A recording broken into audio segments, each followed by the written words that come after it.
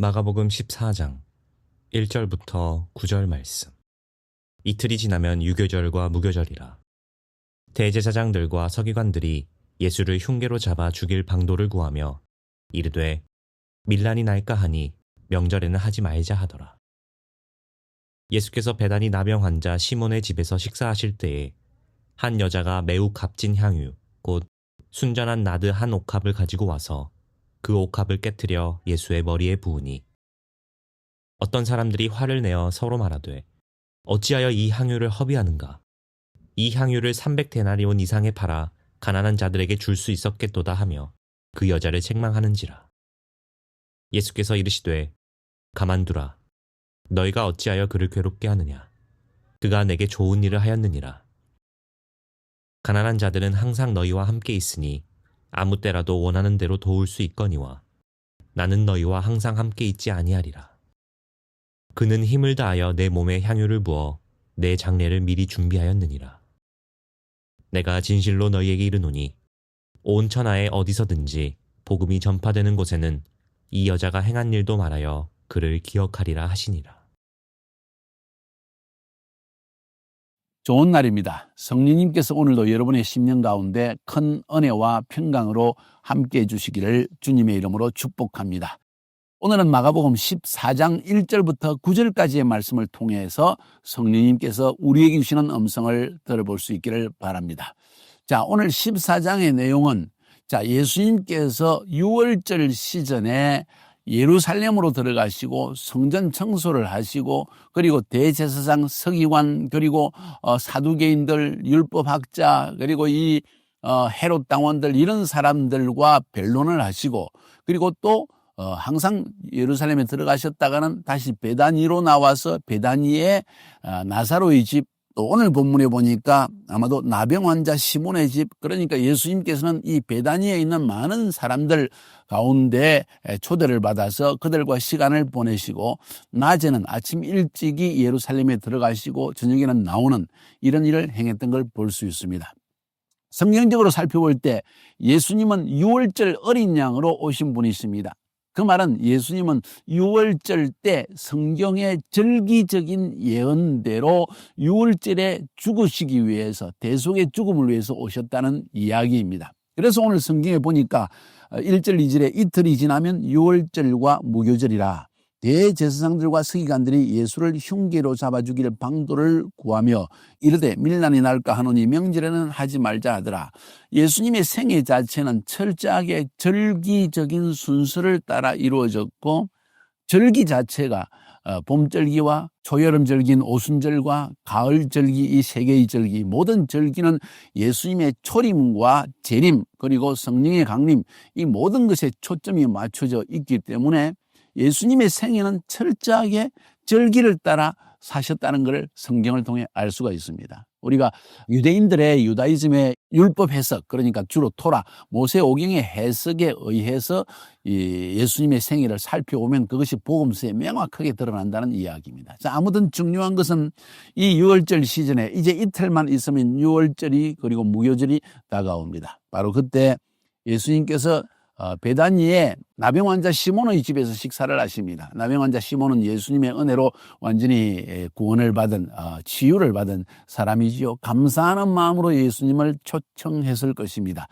그래서 베다니에 있는 자기의 집에 예수님을 초청했고 그 이야기를 듣고 이 한 여인이 향유를 가지고 와서 한 나드의 옥합을 순전한 나드라는 것은 인도 혹은 사우디아라비아 쪽에 있는 하나의 큰 그 나드라는 나무에서 채취한 향유인데 굉장히 비쌉니다. 지금도 아랍지에 가면은 향유를 굉장히 귀중하게 생각합니다.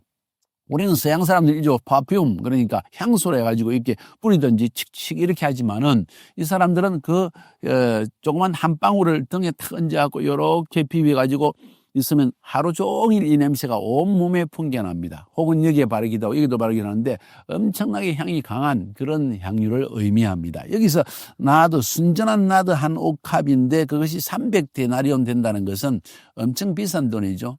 이건 300데나리오면 301의 노동자들의 월급이라고 볼 수 있습니다. 1년 노동 월급이라고 볼 수 있죠. 그러면 한 달에 한국으로 치면 예를 들어 200만 원 번다고 합시다. 2천만 원에 해당되는 2천만 원 넘죠. 2,400만 원 정도, 2,500만 원에 해당되는 엄청난 향유를 깨뜨려서 예수님의 몸에 부었다. 이건 굉장한 행위입니다, 여러분.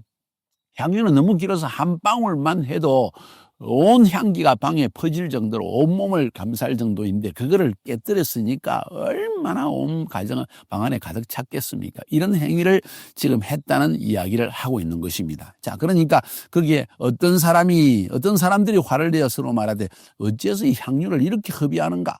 분명히 그렇게 생각할 것입니다. 이성적인 판단으로, 계산적인 판단으로, 일반적인 생각으로 세상에 이렇게 많은 돈을 2,500만 원짜리 향유를 한 번에 깨뜨려 가지고 예수님의 몸에 부어버려서 뭐 이런 낭비를 다 하고 있어.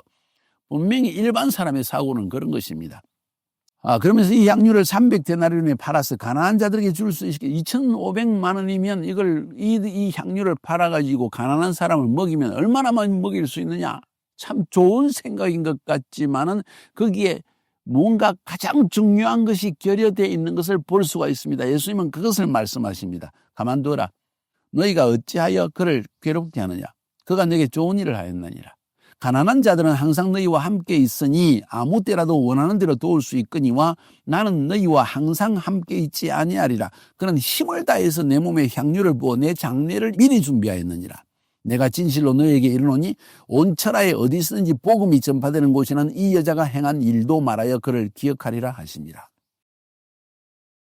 예수님께서 지금 이 말씀하는 내용의 의미가 무엇인지를 여러분 굉장히 아는 것이 굉장히 중요합니다. 지금 여기에 옥합을 깨뜨린 여인, 가장 값비싼 향유를 부어서 예수님의 장례를 준비했고 이 여인은 정말 자기의 모든 재산을 털어서 감사와 헌신의 표시를 했다. 그 정도로 충분할 것입니다. 그러나 이 본문을 통해서 지금 마가라는 사람이 이 마가복음을 쓰면서 이 옥합을 깨뜨린 여인의 이야기를 집어넣은 이유가 무엇일까?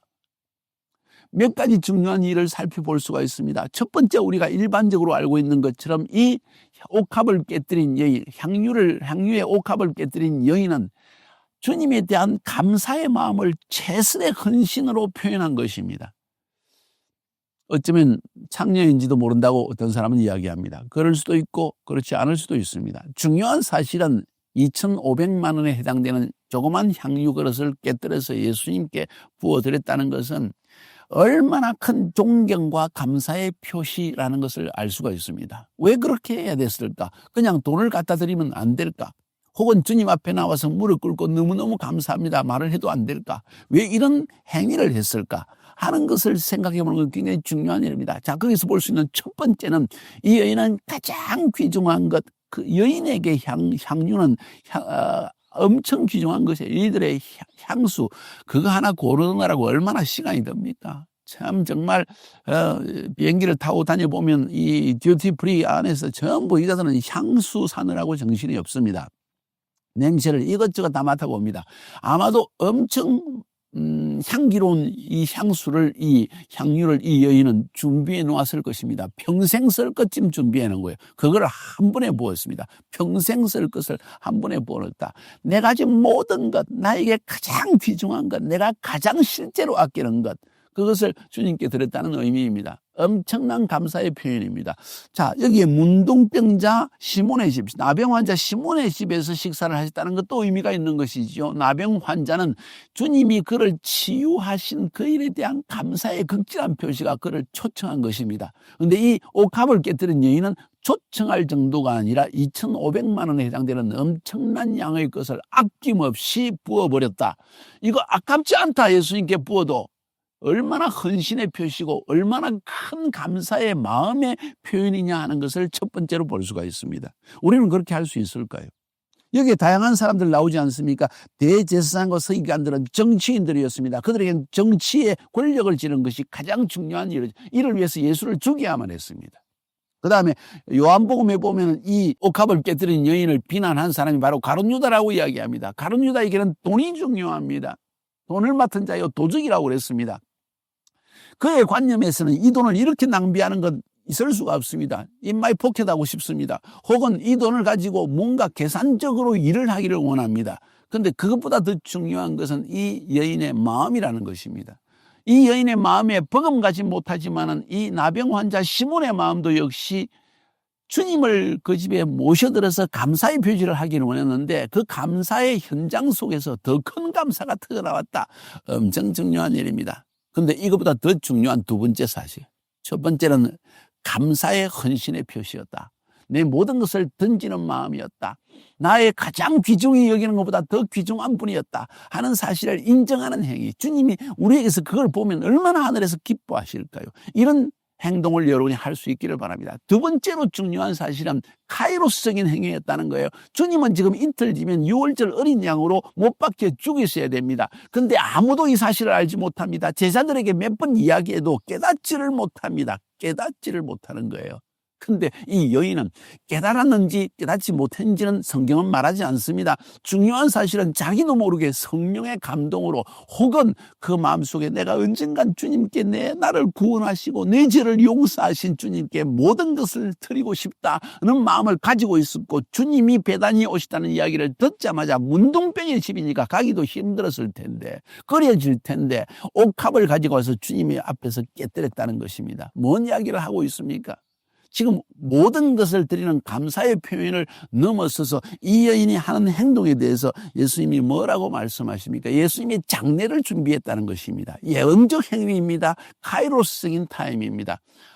주님은 이제 이틀 뒤면 이 땅을 떠나십니다. 어린 양의 6월절 어린 양으로 십자가에 못 박혀 죽으셔야 됩니다. 그리고 장례를 지내야 됩니다. 그리고 부활하실 것입니다. 자, 죽으실 주님을 아는 사람이 없습니다. 제자들도 인식하지 못합니다. 그러나 이 여인은 그 마음의 감사의 표지를 제때에 하나님의 시간에 하나님의 카이로스 타임에 예수님의 장례를 준비하는 일을 위해서 쓰임을 받았다는 것이에요.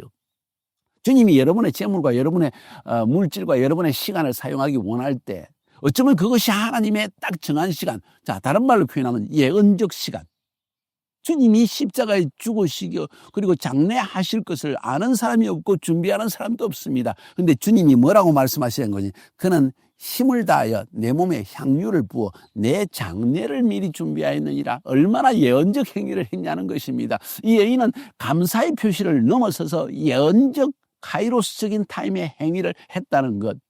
그의 표현, 그 여인의 표현은 단순한 감사의 표현을 넘어선 예언적 표현이었고 그리고 카이로스적인 표현이었다. 이 사실을 오늘 마가는 이야기하고 싶은 게 아니었을 거예요. 그래서 6월절 이틀 전이라는 표현을 썼고 그래서 바로 이 예수님께서 내 장례를 미리 준비했다는 이야기를 하는 것입니다. 제가 뭔 이야기를 하고 있습니까?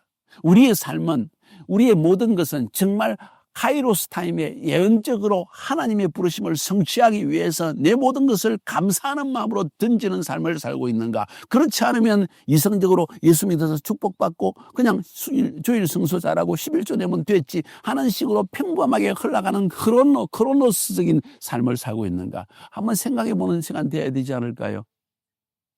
오늘 이 시간에 그러한 측면에서 오늘 본문의 말씀을 읽어보시고 또 도전을 받으시고 나의 카이로스 타임은 언제일까? 나의 예언적 행위를 하나님 앞에 보여야 할 때는 언제일까? 나는 정말 감사와 헌신이 넘치는 삶을 살고 있는가 하는 것을 깊이 숙고해보는 그런 시간이 되기를 주님의 이름으로 축복합니다.